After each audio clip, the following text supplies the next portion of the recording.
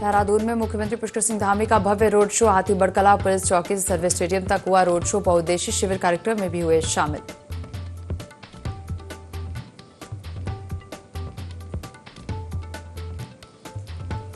हरिद्वार पहुंचे केंद्रीय मंत्री गजेंद्र सिंह शेखावत। देव संस्कृति विश्वविद्यालय के सांस्कृतिक कार्यक्रम में लिया हिस्सा। त्रिवेंद्र सिंह रावत समेत भाजपा नेता रहे मौजूद।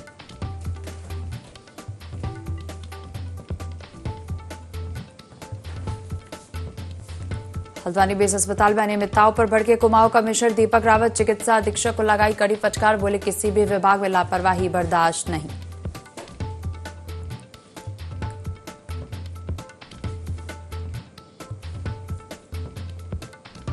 देहरादून में कांग्रेस प्रदेश अध्यक्ष करण मारानी की प्रेस वार्ता। बीजेपी सरकार पर लगाए गंभीर आरोप, कहा बिना टेंडर के कराए गए काम। भ्रष्टाचार के बड़े खेल में फंसी भाजपा सरकार।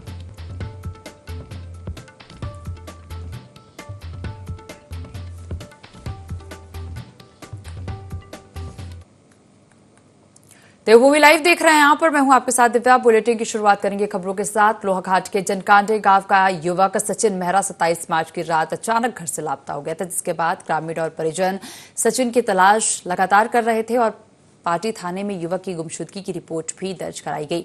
तलाश के दौरान ग्रामीणों को पोखरी के पास सड़क के नीचे जंगल में सचिन का शव मिला, जिसकी सूचना ग्रामीणों ने पुलिस को दी। जिसके बाद पार्टी और लोहाघाट पुलिस ने मौके पर पहुंचकर शव को कब्जे में लिया। लोहाघाट थाने के एसएचओ अशोक कुमार सिंह ने बताया कि जांच रिपोर्ट आने के बाद आगे की कार्रवाई की जाएगी।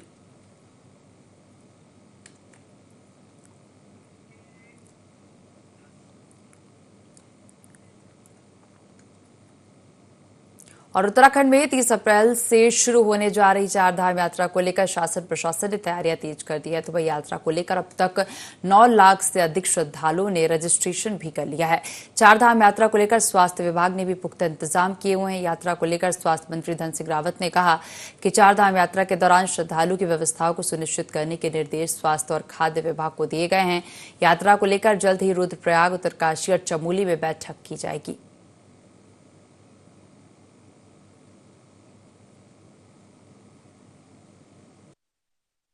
विभाग है और खाद्य सुरक्षा विभाग है। जितने भी होटल व्यवसाय लोग हैं, हमें चाहते हैं कि वहाँ पे अच्छा खाना मिले लोगों को और कोई बीमार न हो, इसकी भी व्यवस्था सुनिश्चित की जाए। तो उन लोगों के हम लोग प्रशिक्षण भी कर रहे हैं और जो खाद्य सुरक्षा विभाग है उनको हमने निर्देश दे रखे हैं कि सभी लोगों को जो है वहाँ पे सफाई का भी ध्यान रखना है, उनका किचन भी अच्छा हो, वहाँ पे यात्रियों को कोई दिक्कत न हो। और अभी हम लोग बहुत जल्दी मैं रुद्रप्रयाग जिले में, उत्तरकाशी जिले में और चमोली जिले में, तीनों जिलों में समीक्षा बैठक करने भी जा रहे हैं। और चारधाम यात्रा शुरू होने से पहले हरिद्वार की ट्रैवल कारोबारी चारधाम यात्रा में रजिस्ट्रेशन व्यवस्था का विरोध कर रहे हैं। ट्रैवल कारोबारियों का कहना है कि रजिस्ट्रेशन व्यवस्था और यात्रा में यात्रियों की संख्या निर्धारित किए जाने से बाहर से पहुंचने वाले चारधाम यात्रियों को खासी दिक्कतें होती हैं। तो कई बार उनकी यात्रा की डेट के दौरान उन्हें रजिस्ट्रेशन नहीं मिल पाता, जिससे बुकिंग कैंसिल होती है और ट्रैवल कारोबारियों को भारी नुकसान उठाना पड़ता है। इसके अलावा ऑनलाइन रजिस्ट्रेशन करने के दौरान यात्री प्राइवेसी के चलते ओटीपी देने से भी परहेज करते हैं। लिहाजा सरकार को ऑनलाइन रजिस्ट्रेशन व्यवस्था बंद कर देनी चाहिए। आधार कार्ड से चारधाम यात्रा को लिंक करा गया है। उसमें सबसे बड़ी समस्या क्या है, जो हमारे यात्री क्षेत्र के यात्री हैं, जैसे एमपी के, गुजरात वगैरह के हैं, मध्य प्रदेश के हैं, उनसे हम ओटीपी मांग रहे हैं। कईयों के पास तो मोबाइल ही नहीं है। नंबर एक बात, अब मोबाइल नहीं, आधार से लिंक है नहीं, तो उसके बाद ओटीपी आएगा कैसे? और जो ओटीपी किसी के पास जा भी रहा है तो वो हमारे को मना कर दे रहा है कि ओटीपी हम नहीं देंगे। तो यात्रा के लिए हमें वो मना कर दे रहा है कि हम आपके यहाँ से यात्रा बुक नहीं करेंगे, वो आने के बाद व्यवस्था देखेंगे कि हमें कैसे जाना चाहिए। उसके अंदर बोला गया था कि जो नहीं मानी जाएंगी तो एक आंदोलन के लिए हम तैयार रहेंगे कि जो भी है हमारे साथ जो है ना, रोजी रोटी का सवाल वाला बात हो जाएगी कि हमारी रोजी रोटी छीनी जा रही है। चारधाम यात्रा पहले से कई वर्षों से चली आ रही है। पहले कभी इतनी दिक्कतों का सामना आने वाले यात्री को नहीं करना पड़ा। सरकार के द्वारा कोविड से जो रजिस्ट्रेशन की प्रक्रिया की गई है वो और जटिल हो गई। आने वाला यात्री ओटीपी देने में बहुत संकोच करता है, इसलिए जो है हमें ऐसा लगता है कि चारधाम यात्रा आने वाले समय में घटेगी। सरकार की जो नीतियाँ हैं वो जनहित में नहीं है, व्यापारियों के हित में नहीं है। सरकार को एक बार विचार करना चाहिए कि जो हम काम कर रहे हैं उसमें प्रदेश के व्यापारियों का हित है या नहीं है। और हरिद्वार शिक्षा विभाग ने नई शिक्षा नीति 2020 के तहत 1 अप्रैल से शुरू हो रहे नए शिक्षा सत्र में छात्रों के स्कूल बैग का वजन निर्धारित किया। कक्षा 1 से 12 तक के छात्रों के बैग का वजन उनके शारीरिक वजन के अनुसार तय किया गया। इसी को लेकर मुख्य शिक्षा अधिकारी के गुप्ता ने सभी स्कूलों को इसका पालन करने के निर्देश दिए। नियमों के उल्लंघन पर स्कूल की मान्यता रद्द की जा सकती है। इसके अलावा स्कूलों ने वर्दी, किताबें और लेखन सामग्री की खरीद को अनिवार्य करने पर रोक लगा दी है।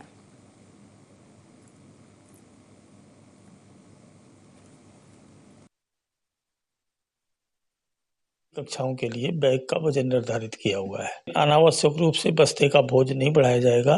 किसी भी विद्यालय द्वारा विद्यालय परिसर में ना तो पुस्तकें या यूनिफॉर्म नहीं बेची जाएंगी और किसी विद्यालय द्वारा इस दुकान विशेष को अपनी पुस्तकें खरीदने के लिए कि अभिभावकों को बाध्य नहीं किया जाएगा। इस संबंध में स्पष्ट दिशा निर्देश दे दिए गए हैं और हमने संबंधित खंड और उप शिक्षा अधिकारियों को भी अवगत करा दिया। और उत्तराखंड के पूर्व मुख्यमंत्री हरीश रावत ने अपने जिहाद वाले बयान पर कहा कि जिहाद शब्द का इस्तेमाल भारत के क्रांतिकारियों ने किया था। आजादी की लड़ाई में जिहाद शब्द का इस्तेमाल किया गया था और उन शब्दों को भाजपा अवैध और बांटने वाले रूप में चित्रित कर रही है। भाजपा की ओर से लैंसडाउन विधायक दिलीप सिंह रावत ने कहा कि कांग्रेस आजादी के साथ समय से ही मुस्लिम तुष्टीकरण की राजनीति करते आई है। कांग्रेस को यह ज्ञान होना चाहिए कि जिहाद शब्द का इस्तेमाल भारत में मुस्लिम किस प्रकार से कर रहे हैं।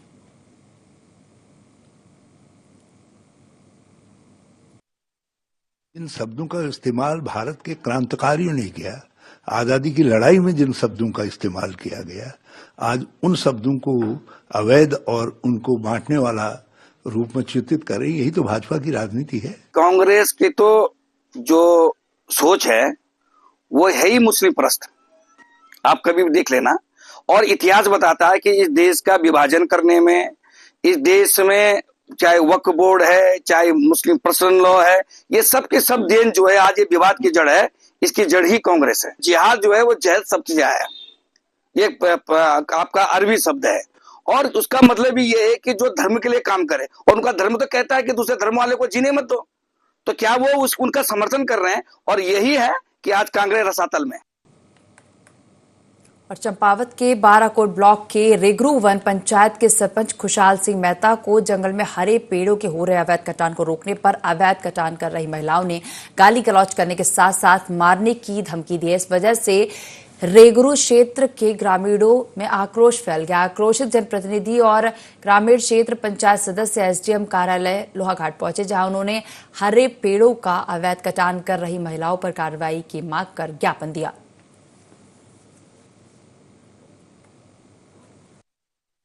हमारा जो वन पंचायत दर्जा 1 है उसको शिव मंदिर में हम सभी ने सौगंध ली थी कि इसमें ना हरे ना सूखे पेड़ काटेंगे करके, और जिसमें लगातार हमारे सरपंच महोदय जो खुद चौकीदारी भी कर रहे हैं, खुशहाल मेहता जी, इनके द्वारा निस्वार्थ और बिना शुल्क के लिए इस जंगल का जो है संरक्षण के लिए अपना पूरा समय दे रहे हैं।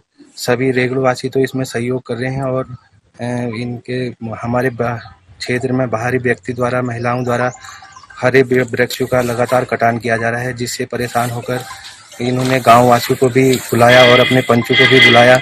उनको समझाने के बाद भी वो लोग नहीं मान रहे हैं। उसके बाद भी इनको उल्टा सुल्टा और जान से मारने तक की धमकी दे रहे हैं। कि मैं वहाँ चौकीदारी के लिए जाता हूँ तो ये महिलाएं मेरे से अपशब्द का प्रयोग करती हैं और मेरे घर में आके उल्टा सीधा बोलती हैं मेरे को। मैं जंगल में रहता हूँ तो मुझे प्रशासन से मेरा निवेदन है कि मेरी हेल्प की जाए और इन लोगों को सख्त से सख्त कार्रवाई करी जाए। और केंद्रीय पर्यटन एवं संस्कृति मंत्री गजेंद्र सिंह शेखावत हरिद्वार पहुंचे, जहां उन्होंने देव संस्कृत विश्वविद्यालय के सांस्कृतिक कार्यक्रम में भाग लिया।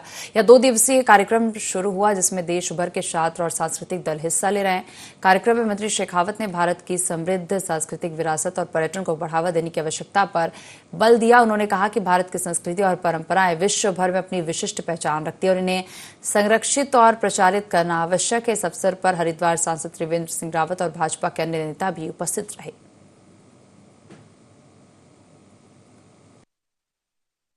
फाउंडेशन द्वारा आयोजित सनातन संस्कृति की वर्तमान महत्ता इस विषय पर एक दिन के सेमिनार में जहां देश भर से दुनिया भर से अनेक लोग इस विषय पर चर्चा करने के लिए एकत्रित हुए हैं। मुझे भी आज यहां आने का सौभाग्य मिला है और ये एक ऐसा महत्वपूर्ण समय है जब भारत विकास की यात्रा कर आगे बढ़ रहा है और पूरे विश्व भर ने इस बात को स्वीकार किया है कि आने वाले कुछ समय में भारत एक विकसित देश होगा। भारत के विकसित होने के साथ साथ में भारत का सांस्कृतिक पुनरुद्धार भी होता हुआ पूरा विश्व अनुभव कर रहा है। भारत के ज्ञान, भारत के विज्ञान, भारत के सिद्धांत, भारत का दर्शन, इन सब की स्वीकार्यता पूरे विश्व भर में नए सिरे से बढ़ रही है। भारत की पहचान पूरे विश्व भर में बदल रही है। ऐसे महत्वपूर्ण समय में इस तरह के कॉन्फ्रेंसेस, इस तरह के सेमिनार्स का आयोजन भारतीयों के लिए भी और भारत से बाहर रहने वाले लोगों के लिए भी निश्चित रूप से अत्यंत उपयोगी भी है और आवश्यक भी है। और कुमाऊं कमिश्नर दीपक रावत अपने कार्यकाल को लेकर काफी सुर्खियों में रहते हैं। लगातार वह विभागों में छापेमारी करते रहते हैं। तो वही उन्होंने हल्द्वानी में बेस चिकित्सालय का निरीक्षण किया, जहां पर उन्होंने कई अनियमितताएं पाई। अधिकारियों को चेतावनी देते हुए कहा कि अगर जल्द इसका निस्तारण नहीं किया गया तो उचित कार्रवाई की जाएगी। बता दें कि कुमाऊं कमिश्नर दीपक रावत को शिकायत मिल रही थी कि हल्द्वानी के चिकित्सालय में बेड पर कॉकरोच का अंबार जमा हो गया, जिसके चलते लोगों को दिक्कतों का सामना करना पड़ता है। वहीं बिना बताए अचानक निरीक्षण करने पहुंचे, जहां उन्हें देखकर हड़कंप मच गया। हल्द्वानी कमिश्नर ने बेस चिकित्सालय का निरीक्षण किया।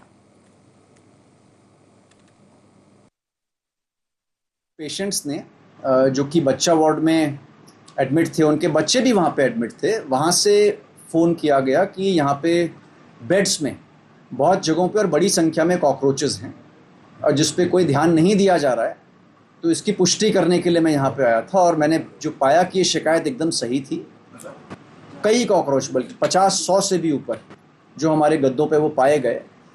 यहाँ पे जब पूछा गया कि इसका क्या कारण है सीएमएस साहब से, तो इनका कहना है कि 1 तारीख से इनको पता है कि कॉकरोच यहाँ पे हैं, लेकिन आपने विजिट नहीं किया। मौके पे जब दवाई के बिल मांगे गए एंटी कॉकरोच के, तो कोई बिल्स भी यहाँ पे नहीं है। इनका कहना है बाज़ार से इन्होंने ख़रीद लिए थे लेकिन बिल नहीं है।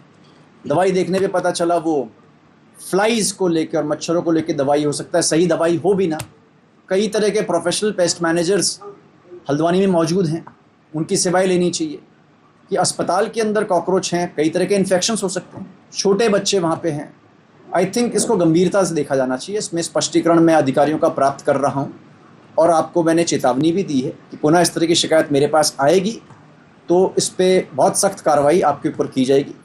उत्तरकाशी में नागड़ी देवी का मंदिर संकुना धार के निकट बालखिल्य पर्वत पर स्थित है। यहाँ श्रद्धालु बड़ी संख्या में पहुंचते हैं और मां नागनी के दर्शन पूजन कर पुण्य के भागीदार बनते हैं। यह मंदिर काफी ऊंचाई पर स्थित है और यह शिखर चारों तरफ मनोहर घाटी और हिमालय पर्वतमाला से घिरा हुआ है, जहाँ से प्रकृति के सुंदर सुंदर नजारों के दर्शन होते हैं। और इसी पर की एक खास रिपोर्ट।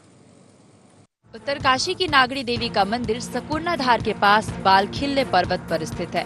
यहाँ पहुँचने के लिए उत्तरकाशी जिला मुख्यालय से 18 किलोमीटर संकुर्णाधार तक सड़क मार्ग है और इसके बाद 3 किलोमीटर की खड़ी चढ़ाई वाला पैदल मार्ग है। पर्वत की चोटी पर पहुँचते ही मां नागड़ी देवी के दर्शन होते हैं। यह स्थान समुद्र तल से 9000 फीट की ऊंचाई पर स्थित है। इस मंदिर के कपाट वर्ष भर खुले रहते हैं, लेकिन नवरात्र और दशहरे पर यहाँ श्रद्धालुओं की भीड़ रहती है। स्कंद पुराण के केदारखंड में नागड़ी देवी मंदिर का वर्णन मिलता है। साथ ही बालखिल्य पर्वत का उल्लेख केदारखंड के स्कंद पुराण में किया गया है। बालखिल्य नामक ऋषि ने इस स्थान पर मां दुर्गा और भगवान शिव की तपस्या की थी। उनकी तपस्या से प्रसन्न होकर शिव ने उन्हें वरदान दिया था कि यह पर्वत आपके नाम से ही जाना जाएगा और श्रद्धा के साथ जो भी श्रद्धालु बालखिल्य पर्वत पहुंचेगा उसकी सारी मनोकामनाएं पूरी होंगी। जीवन काल के अंतिम क्षणों तक बालखिल्य ऋषि ने इसी पर्वत की चोटी पर मां दुर्गा की नागड़ी देवी की रूप में पूजा अर्चना की। पौराणिक सिद्धपीठ मां नागड़ी देवी मंदिर के दर्शन का विशेष महत्व है। अच्छा लगता जी, बहुत ऊंचाई पे यहाँ माता रानी बस रखी और यहाँ मतलब जैसे कैसे बस के आने तो है ही नहीं यहाँ, पर फिर भी माता रानी खींच के लाते यहाँ पर जो यहाँ आता एक बार आ गए उनकी मनोकामना पूरी हो जाती। इससे पहले यहाँ पर बालखिलेश्वर महादेव का मंदिर था। ये भगवती जगदम नागनी का मंदिर पहले यहाँ पर नहीं था, पहले इससे आगे था। लेकिन वहाँ से भगवती ने बोला कि भाई मेरा मंदिर वहाँ से जो है उठा के मैं दूसरी जगह जाना चाहते, तो भगवती ने यहाँ पर जो है अपना मंदिर जो है यहाँ पर बनवाया। नागड़ी देवी मंदिर में श्रद्धालुओं की बड़ी आस्था है। नवरात्रि और दशहरे में यहाँ विशेष पूजा अर्चना होती है। मां नागड़ी के दर्शन मात्र से मनोकामना पूरी होने की मान्यता है। और यहाँ साल भर श्रद्धालु अपनी मन्नतों को लेकर मां के दरबार में आते हैं। सिद्धपीठ मां नागड़ी देवी के दर्शन करने से हर श्रद्धालु के जीवन और उसके परिवार में खुशहाली आती है। इसी मनोकामना को लेकर श्रद्धालु नागड़ी देवी मंदिर में पहुंचते हैं। जंगल के बीच और हिमालय की चोटियों का दृश्य देखकर श्रद्धालु यहां अपने को प्रकृति के करीब भी पाते हैं। देखिए, बालखिलिया पर्वत पर मां नागड़ी देवी का ये मंदिर है जो लगभग 9000 फीट की ऊंचाई पर है और आप देख रहे हैं कि चारों ओर हिमालय के दर्शन यहाँ से होते हैं और खास तौर से 3 गांव अपने बक्सारी, चिलमड़गांव, ढुंगाल गांव की कुल देवी है और इस ऊंचाई पर आने पर बहुत आप देख रहे हैं लगातार यात्रियों की संख्या बढ़ रही है। आज बारुणी यात्रा भी है। हमारे पूरे बाड़ागड्डी से, धनारी से और उत्तरकाशी से यहाँ पर दूर दूर से यात्री पहुँच रहे हैं, तीर्थ यात्री पहुँच रहे हैं। माताएं यहाँ पर भजन कीर्तन कर रही हैं। उत्तराखंड के कड़कड़ में देवी देवताओं का वास है। वहीं नागड़ी देवी मंदिर से हिमालय की पर्वतमाला श्रृंखलाएं और मनमोहक नजारे भी मन को मोह लेते हैं। यही कारण है कि 9000 फीट की ऊंचाई पर होने के बावजूद भी यहाँ श्रद्धालु कठिन यात्रा करके मां भगवती नागड़ी दर्शनों के लिए दूर दूर से उमड़ते हैं। उत्तरकाशी से संवाददाता दीपक नौटियाल की रिपोर्ट। हरदा में सरकार के कार्यकाल के 3 वर्ष पूरे होने पर देहरादून में भव्य रोड शो आयोजित किया गया, जहां मुख्यमंत्री पुष्कर सिंह धामी ने हाथी बड़कला पुलिस चौकी से सर्विस स्टेडियम तक रोड शो किया। सीएम के रोड शो में जनसैलाब उमड़ पड़ा। हजारों की संख्या में कार्यकर्ताओं और स्थानीय जनता ने सीएम का स्वागत किया। बता दें कि 3 सालों में प्रदेश सरकार ने कई उपलब्धियां हासिल की और सीएम के कड़े और बड़े फैसले ने नए कीर्तिमान स्थापित किए, जिसकी गूंज पूरे देश में सुनाई दे रही है।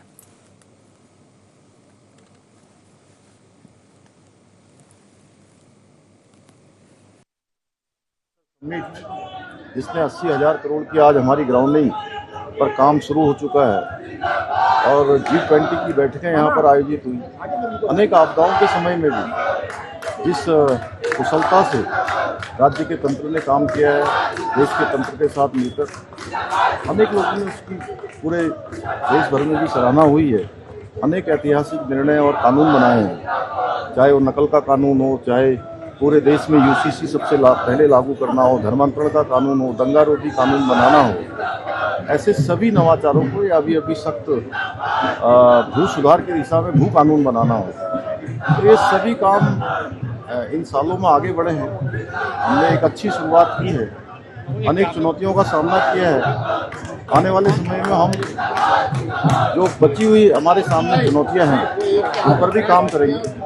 पूरे देश के अंदर हमारा राज्य श्रेष्ठ राज्य बने, आदर्श राज्य बने, उसके लिए निरंतर प्रयास करेंगे। उत्तराखंड के देवतुल्य नागरिकों ने जिस आशा अपेक्षा के साथ आदरणीय प्रधानमंत्री मोदी जी के नेतृत्व में भारतीय जनता पार्टी की सरकार बनाई थी, वो जो संकल्प पत्र और दृष्टि पत्र हमने जनता के सामने प्रस्तुत किया था, उसका 70% काम हम पूरा कर चुके हैं। 30% बचा हुआ काम भी आगे बढ़ेंगे और प्रधान सप्ताह के तौर पे इसे पूरा मनाने बहुउद्देशीय शिविर का भी आयोजन किया। ये 22 तारीख से पूरे राज्य के अंदर प्रत्येक ब्लॉक पर सेवा सप्ताह के रूप में इसको मनाया गया है और अभी एक दिन बचा हुआ है, आज भी होगा, कल भी होगा, 30 तारीख तक चलेगा। अनेक स्थानों पर लाभार्थियों को प्रमाण पत्र बनाए गए हैं। जरूरतमंद लोगों के लिए जो जरूरी काम हैं वो सारे जरूरी काम बहुउद्देशीय शिविर लगाकर किए गए हैं और ये सेवा सप्ताह निश्चित रूप से लोगों की सेवा करने के लिए ही लगाया गया। और प्रदेश सरकार के 3 साल पूरे होने पर राज्य भर में कार्यक्रम आयोजित किए जा रहे हैं। इसी कड़ी में सर्विस स्टेडियम हाथी बड़कला में विशाल बहुउद्देश्य शिविर आयोजित किया गया। कार्यक्रम में मुख्यमंत्री पुष्कर सिंह धामी ने शिरकत की और इस दौरान बड़ी संख्या में उपस्थित स्थानीय लोगों ने मुख्यमंत्री पुष्कर सिंह धामी का भव्य स्वागत किया। वहीं सीएम ने सरकार की उपलब्धियां गिनाई। सीएम ने कार्यक्रम में विभिन्न विभागों द्वारा लगाए गए स्टॉलों का भी अवलोकन किया।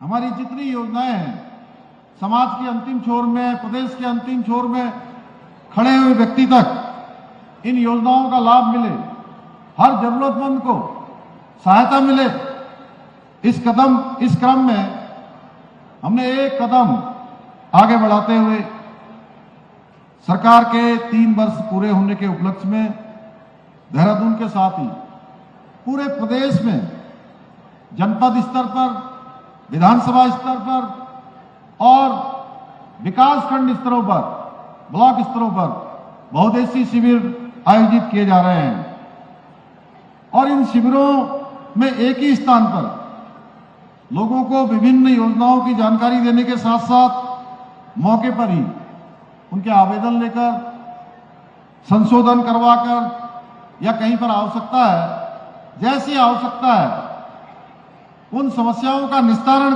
आदि की प्रक्रिया पूरी की जा रही है। 22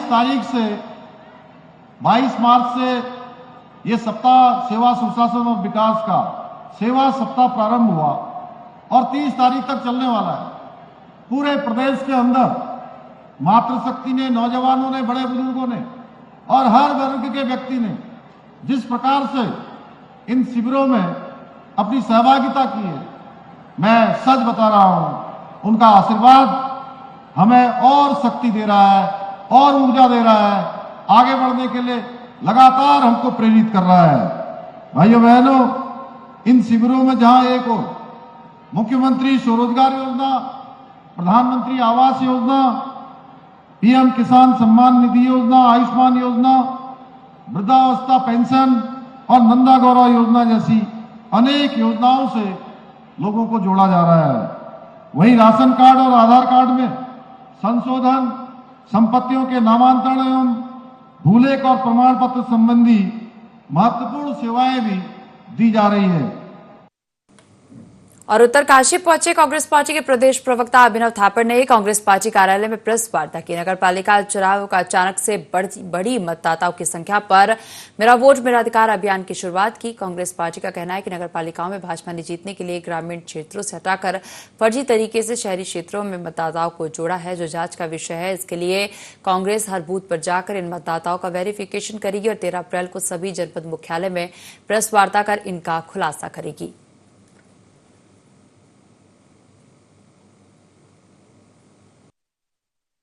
प्रदेश कांग्रेस कमेटी द्वारा मेरा वोट मेरा अधिकार ये कार्यक्रम चलाया जा रहा है। इस कार्यक्रम में जो व्यक्ति, रेफरेंस पॉइंट हमारा 2024 का है, जो व्यक्ति 2024 में लोकसभा में जिन्होंने वोट दिया हो और 2025 नगर पालिका में जिनके वोट कट गए हों, वो व्यक्ति, और जो ऐसे कई, जैसे बड़कोट है, कल मैं टिहरी था, आज उत्तरकाशी है, यहाँ भी कई ऐसे वोटर इन्फ्लक्स के भी मामले जो आ रहे हैं, अगल बगल के जो हमारे ग्राम पंचायत के क्षेत्र हैं जो लगते हुए नगर पालिकाओं से, उनमें लोग आ जा रहे हैं। तो ये डुप्लीकेसी ऑफ वोट है जिसका आप बता रहे हैं, ये भी गलत है। तो जो इस तरीके का हम इसमें RTI लगा रहे हैं। मेरा वोट मेरा अधिकार कार्यक्रम पूरे उत्तराखंड में चलाया जा रहा है, जिस परिप्रेक्ष्य में उत्तरकाशी में हम सबके बीच में प्रदेश के प्रवक्ता और एक मुखर वक्ता के रूप में, जो कि हमें उत्तरकाशी में मेरा वोट मेरा अधिकार कार्यक्रम के जो हमारे संयोजक हैं उनके रूप में हमारे बीच में आए हैं। मैं उनका धन्यवाद करता हूं कि वो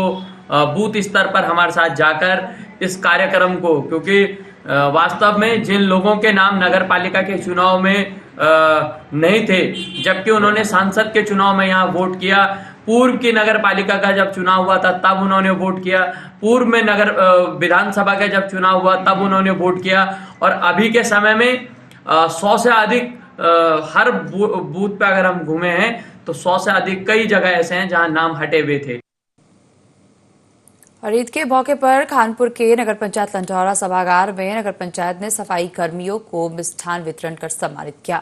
पंचायत अध्यक्ष डॉक्टर असीम अहमद ने कहा कि त्योहार के अवसर पर सबको एक समान खुशियां और भाईचारे के साथ मिलकर ईद का आनंद उठाना चाहिए और समाज में सफाई कर्मियों को मान सम्मान देने के उद्देश्य से आज से अस्थायी और स्थायी सफाई कर्मियों और नगर पंचायत स्टाफ को ईद की मिठाई देकर सम्मानित किया। डॉक्टर असीम अहमद ने कहा कि इसमें में साफ सफाई पूरी तरह दुरुस्त है।